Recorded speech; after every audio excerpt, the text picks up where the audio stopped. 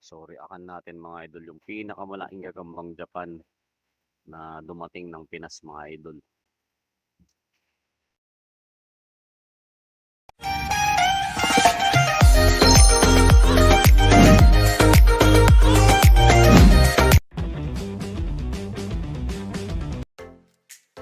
So, ito mga idol, ito yung mga Japan G na dumating dati. Ito talaga yung pinaka first batch ng Japan G na dumating ng Pilipinas talaga. Iba yung laki mga idol. Maalala ko to nung dumating ito.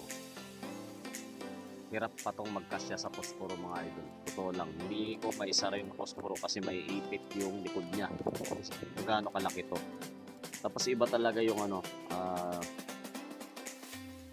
yung island born na, kumbaga yun dito na sa Pilipinas na mga na-breed na namin dati. Kaysa ito, yung Japan G na nanggaling talaga sa Japan. Ito yung care of Tech Rate mga boss, kay Tech Rate dati galing. So ito yung maalala ko to, ang kuha ko nito mga idol, hindi ako nagkakamali is 1.5. So 1.5 ang kuha ko nito dati, or 1.3, nasa ganyan lang isang piraso 1.5. Ang laki pa ng pangil nito, tapos nagdadalawang isip pa ako kung sabi ko nga, kahit walang kamandag ko, laki eh. Laki ng pangil, sing laki ng nail cutter mga idol. Kasi ito yung video na phobia talaga ako dito mga boss. Ito. Itong gagamba na to mga idol. Grabe ang phobia ko dito mga idol, no? Kasi ang dami nito sa mangga sa bukid namin dati.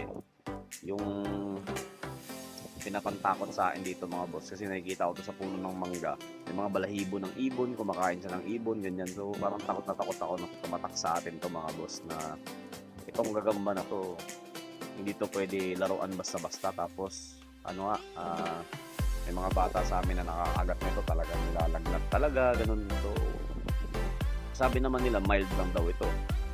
So, react lang tayo sa video natin mga boss, kasi may nagano na boss, reakan mo nga yung pinakamalaking gagambang na nakawakan. So ito yung mga idol. Hanggang ngayon mga boss, hindi ko pa rin hinahawakan to. Yung hawakan ko talaga sa pagpapangin ko sa kamay ko, nako, hindi na boss, pasok na lang, no? Yung daliri natin sa kamay mga idol, yung laki ng ulo niya. So yung pangil niyan mga bossing, ano na yan eh, ano ba katumbas ng pangil na ito, parang nipper, no? Kasi yung nail cutter maliit-liit pa yung bibig nun eh. Nipper siguro kasi mas pahaba, tapos ang talim talaga. So titestingin natin ito mga idol, Japan G. Sample. Papalag talaga yung yung gagambang kuryente mga idol, pumapalag siya. Papalag talaga siya eh. Ang laki ng pangil mga boss dito. Kung naikagat ng gagambang kuryente yon sa Japan, hindi yung stick yung nakagat niya, finish na mga idol. So yan, nalaglag pa. Takot na takot talaga ako dito. Sabi ko nga kahit ngayon mga idol, siguro 4 years ago na to, 5 years ago na video, up until na mga idol, hindi pa rin ako hahawak ng gagambang ganito.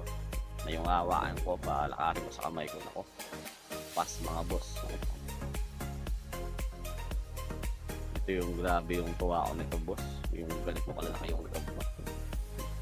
Yan yung Japan G. Pinaglalaro ko na ito mga idol, grabe stick na to. Stick talaga, laki. Tapang ng Japan G ah. Dito siya unang nakagatan mga idol, nakagatan sa paa dito. Yan. Kapis ka dyan mga boss. Nakagatan siya dyan sa paa eh. Yun o. Sa niya, bandang likurang paa. Tinamaan yan. Mga idol na gano'n, no? Namatay ba ito itong Japan G na to? Hindi ito namatay mga idol. Nakasurvive ito. Nilagay ko sa pahamugan, tapos binasak ko lang. Yan, nagkagatan ko sila dito. Ito talaga yung mas mga idol. Dito yung pagkatan nila ata na matindi. Parang next week sata sila. Yung matindi kagatan nila eh. Pag meron pang isa, mas maano pa. Magkakangabot talaga ito sila eh. So ito na tayo yung magkakangabot sila. Mababawian siya dito ng gagambang kuryente. Yan na. Pinilit ko talaga mga idol. Pinilit na yun. Doon ito nadiinan sa mga idol sa paa. Nadiinan siya sa paa. So yan na. Bumitay na ng mga idol. Panoorin natin yung replay.